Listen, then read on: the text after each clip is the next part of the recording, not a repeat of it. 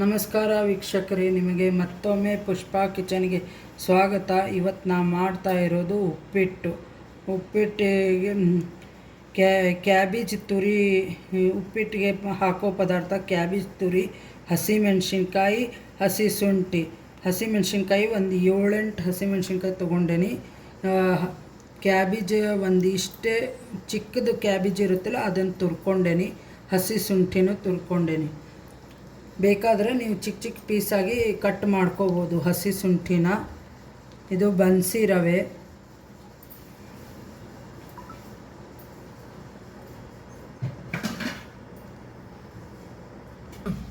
ಇದಕ್ಕೆ ಇದು ಒಂದು ಚಿಕ್ಕ ಗಿಂಡಿದಾಗೆ ಒಂದು ತವಲಿಯಷ್ಟು ಎಣ್ಣೆ ಹಾಕ್ಕೋಬೇಕು.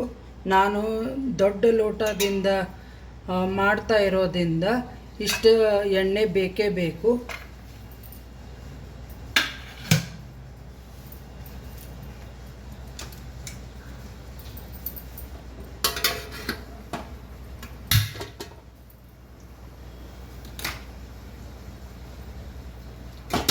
ಆಮೇಲೆ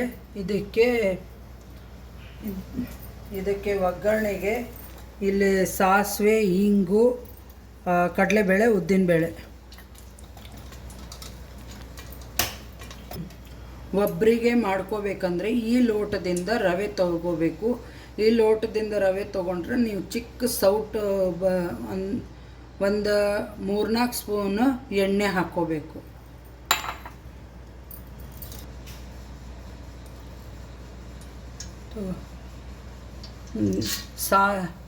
ಸಾಸಿವೆ ಎಣ್ಣೆ ಕಾಯ್ದಿದೆ.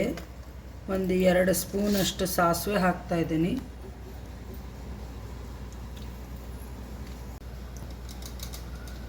ಉದ್ದಿನಬೇಳೆ 1 ಸ್ಪೂನು, 1 ಸ್ಪೂನ್ ಕಡಲೆಬೇಳೆ,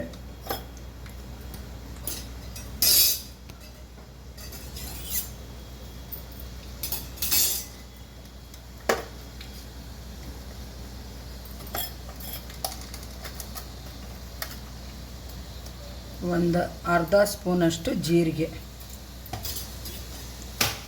ಇದನ್ನೆಲ್ಲ ಚೆನ್ನಾಗಿ ಫ್ರೈ ಆಗಬೇಕು. ಕಡಲೆಬೇಳೆ, ಉದ್ದಿನಬೇಳೆ ಒಂದು ಸ್ವಲ್ಪ ಬ್ರೌನ್ ಆಗಬೇಕು.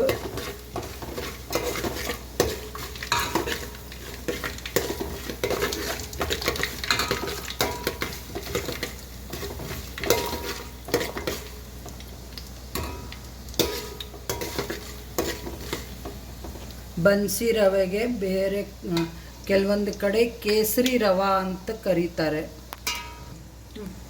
ಕೆಲವೊಂದು ಕಡೆ ಕೇಸರಿ ರವೆ ಮತ್ತು ಲಾಪ್ಸಿ ರವೆ ಅಂತ ಕರೀತಾರೆ ಬನ್ಸಿ ರವೆಗೆ.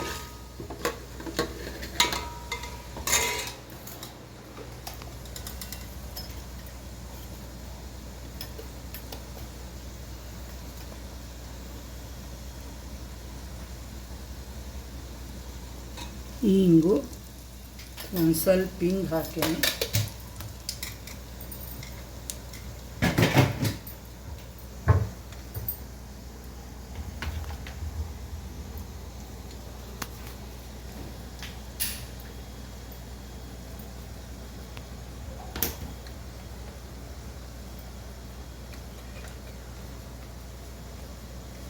ಆಮೇಲೆ ಕರಿಬೇವು,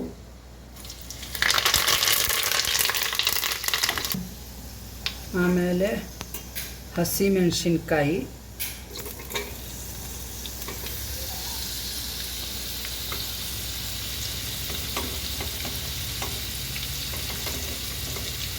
ಹಸಿ ಶುಂಠಿ,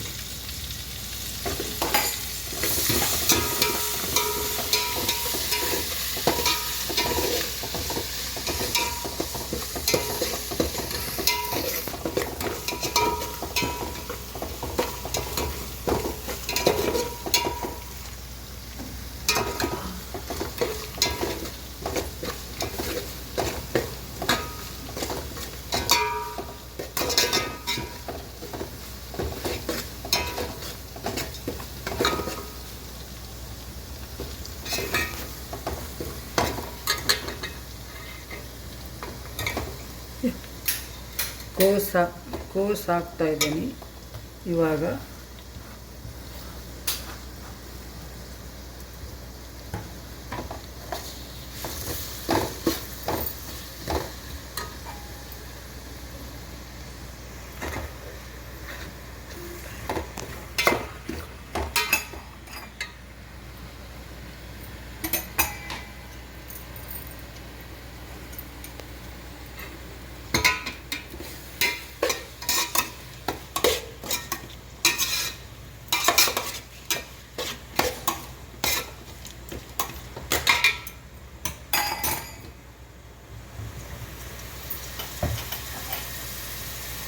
ಕೋಸು ಬೇಗನೆ ಬೇಯೋದಕ್ಕೆ ನಾನು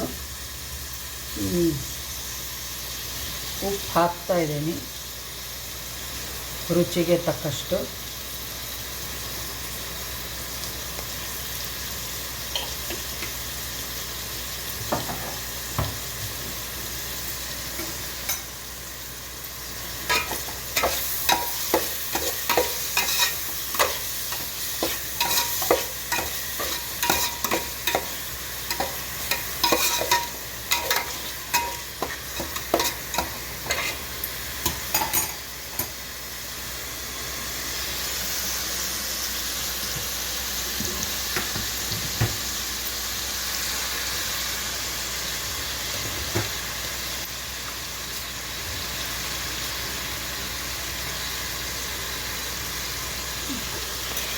ಇದಕ್ಕೆ ಒಂದು ಸ್ಪೂನಷ್ಟು ಸಕ್ಕರೆ ಹಾಕ್ತಾಯಿದ್ದೀನಿ, ಫ್ಲೇವರ್ಗೋಸ್ಕರ ಅಷ್ಟೇ.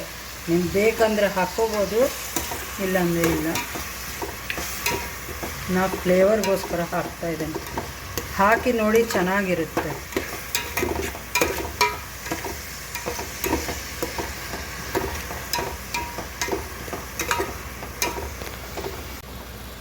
ಇದು ಒಂದು ತಮ್ಗೆ ನೀರು ಹಾಕೇನಿ ನಾನು. ನೀವು ಈ ಚಿಕ್ಕ ಲೋಟದಾಗ ತೋರಿಸಿದ್ದೆಲ್ಲ ಆ ಪ್ರಮಾಣದಾಗ ಮಾಡೋದಿದ್ರೆ ಒಂದು 3 ಲೋಟ ನೀರು ಹಾಕಿದರೆ ನಿಮಗೆ ಸ್ವಲ್ಪ ಮೀಡಿಯಮಾಗಿ ಮೆತ್ತಗಾಗುತ್ತೆ. ನಿಮಗೆ ಮೀಡಿಯಮ್ ಮೆತ್ತಗೆ ಬೇಕು ಅಂದರೆ ಇನ್ನೊಂದು 1 ಲೋಟ ಹಾಕಿದ್ರೆ. ಈ ಬನ್ಸಿ ರವೆಗಾದ್ರೆ ಸ್ವಲ್ಪ ನೀರು ಜಾಸ್ತಿ ಹಾಕಿದರೂ ಹೀರ್ಕೋತದೆ. ನೀವು ಇದರದ್ದು ರವೆ, ಬಿಳಿ ರವೆಗೆ ಕರೆಕ್ಟಾಗಿ 2.5 ಲೋಟ ನೀರಾದರೆ ಸಾಕು.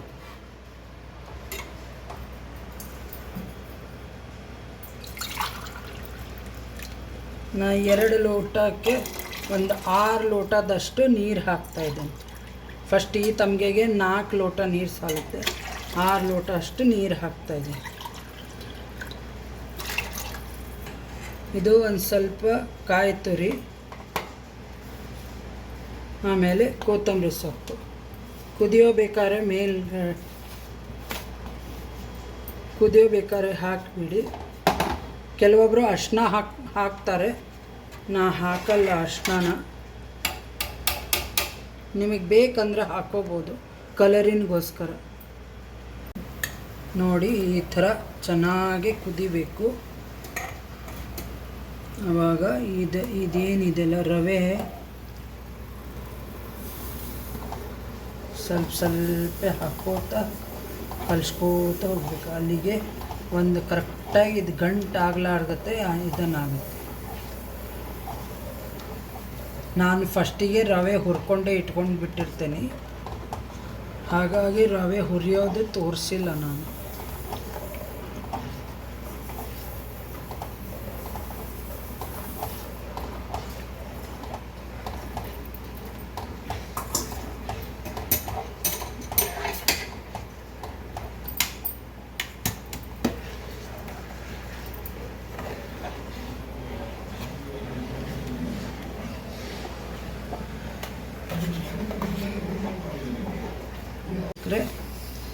ಈ ಥರ ಕರೆಕ್ಟಾಗಿ ಉಪ್ಪಿಟ್ಟು ಆಗಿದೆ, ಎಲ್ಲೂ ಗಂಟಾಗಿಲ್ಲ.